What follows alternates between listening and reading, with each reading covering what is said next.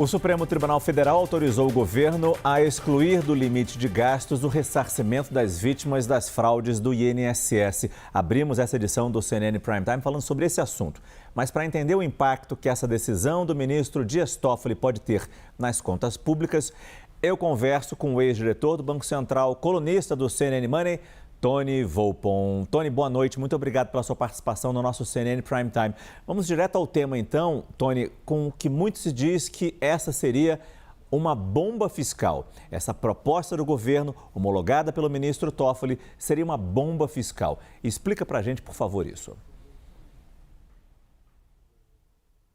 Há uma alegação, que eu tô vendo aqui nos jornais, pelo menos, né, que pela questão de segurança jurídica, que esse gasto, que é um gasto que será financiado com emissão de dívida pública, né, porque o governo não ostenta superávit primário, que ele poderia direcionar para esse gasto extra, né, que ele não deveria contar, né, na regra do arcabouço fiscal e, portanto, no limite, né, estipulado, né, na meta de superávit primário. Então, mais uma vez, vamos jogar uma coisa fora dos limites do arcabouço fiscal, né, fingindo que isso não vai afetar a situação fiscal do governo e, portanto, né, a trajetória da dívida. E, obviamente, como a gente viu nos casos do precatórios, tanto no governo Bolsonaro como também nesse governo, onde os precatórios também não estão dentro da regra do teto, tudo acaba caindo na dívida. A dívida não perdoa. Você pode chamar isso dentro do teto, fora do teto, dentro do arcabouço, fora do arcabouço. Dívida é dívida. Pois é, e fora esse impacto de ser uma dívida, de termos uma dívida, em cima até do que você falou rapidamente, para a credibilidade do arcabouço, para o espírito da regra, o que isso representa até para outros gastos que podem vir a surgir e muito facilmente deixa fora do teto de gastos, deixa fora da meta fiscal? Aquela questão. Eu acho que não tem absolutamente nenhuma justificativa de não colocar isso dentro da despesa fiscal e arrumar, né, e rearrumar outras despesas, ou como o governo está tentando fazer com o IOF, né, aumentar a tributação para poder pagar esse gasto, né? No final do dia, ele é fruto de uma ineficiência do próprio Estado, que deixou que esses fraudes ocorressem. Uhum. Então, aquela coisa, né? A conta agora vai para o contribuinte, né? Ninguém foi preso, do que eu saiba, pelo menos, né? Ninguém está sendo culpado. Também tem isso que essas associações que fizeram esses descontos indevidos têm a opção ou não de pagar de volta, e talvez o Estado vai cobrar deles ou não, tem o direito de cobrar deles ou não. Quer dizer, parece uma coisa muito frouxa em termos de realmente endereçar, né, os culpados por isso, que é uma grave fraude, né, que foi feita em cima de aposentados no final do dia, mas parece que vamos, né, botar tudo debaixo do tapete, né, emitindo mais dívida, pagando isso o mais rápido possível e não tendo nenhuma consequência fiscal em função desse gasto. Quer dizer, me parece realmente simplesmente uma movimentação política para tentar, né, apagar esse escândalo, né, e tirar ele das manchetes. E só para deixar claro, né, para se ter esse crédito extraordinário, a Constituição fala em despesas imprevisíveis e urgentes. E nós entrevistamos o ministro da Previdência no começo dessa edição e eu li para ele exatamente o que estava escrito na Constituição. A Constituição fala em despesas imprevisíveis e urgentes como guerras, comoção interna, calamidade pública. Eu queria pegar um pouco e talvez uma fraude ou um desconto irregular de aposentadoria não se encaixasse em guerra, comoção interna, em calamidade pública, até corroborando o que você falou. Mas eu queria pegar com você um pouco mais dessa importância de manter a credibilidade do arcabouço fiscal. O que significa ter um arcabouço onde as regras são cumpridas, os tetos, os limites, as metas são cumpridas? Qual é a sinalização que isso emite, Tony? Emite uma situação que, né, quando a coisa aperta, né, joga para fora, né? E, de novo, né, bota debaixo do tapete e vamos fingir que o arcabouço realmente é uma regra dura, né, que realmente está disciplinando o crescimento dos gastos, né? Mas se fosse a intenção do governo de realmente, né, dar esse tipo de credibilidade ao seu próprio arcabouço, não, eles não fariam esse pedido ao Supremo.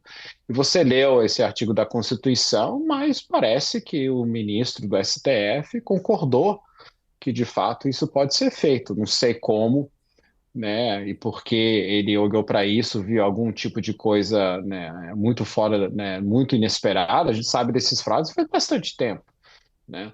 E que de fato merece esse tipo de crédito extraordinário, né?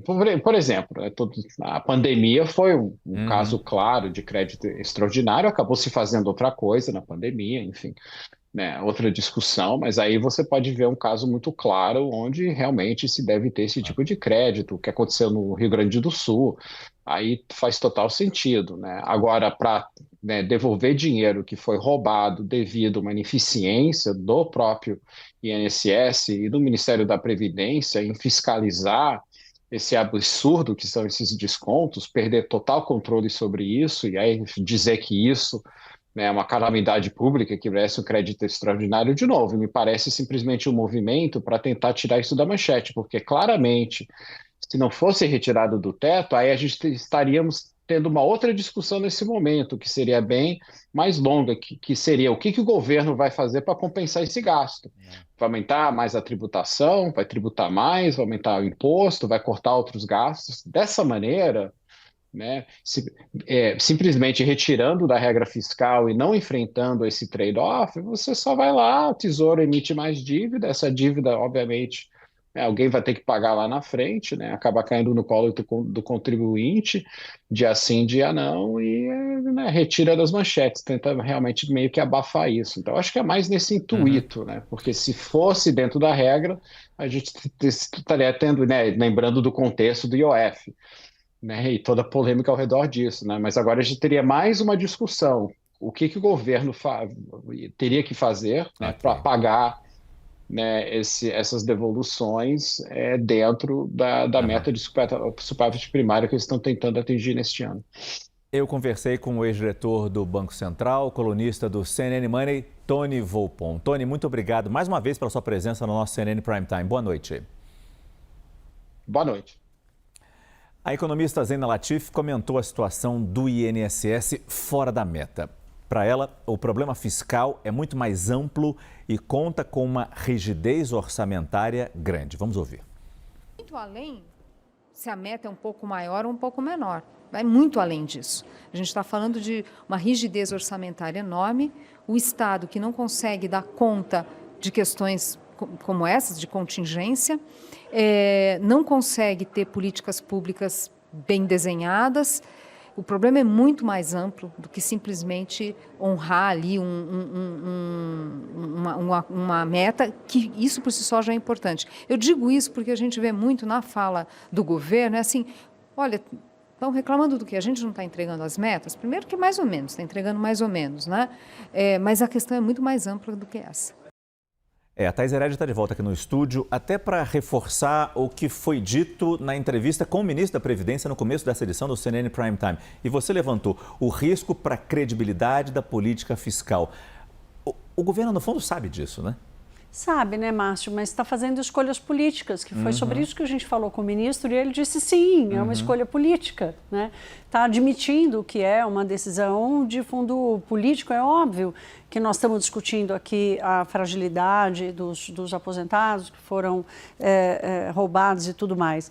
Mas, assim, tudo precisa fazer sentido, inclusive a solução. A solução precisa fazer sentido. E a fórmula que o governo tem usado para encontrar soluções para o desequilíbrio das contas públicas, esse episódio do INSS fora da meta é mais um episódio que vai corroborando as escolhas que o governo tem feito, né? Então, o IOF, o pé de meia, o gás para todos, tantas medidas de crédito que a gente chama de parafiscais, ou seja, gastos que vão indo por fora do orçamento e que a gente não consegue entender como isso compromete. No final, Márcio, eu vou repetir aqui, né, a frase do Gabriel Barros, o economista da Arques Investimentos, que ele diz que o gabarito da política fiscal é a dívida pública e ela continua subindo. Ou seja, se o gabarito está mostrando que o governo vai mal, não tem como defender as escolhas que ele tem feito.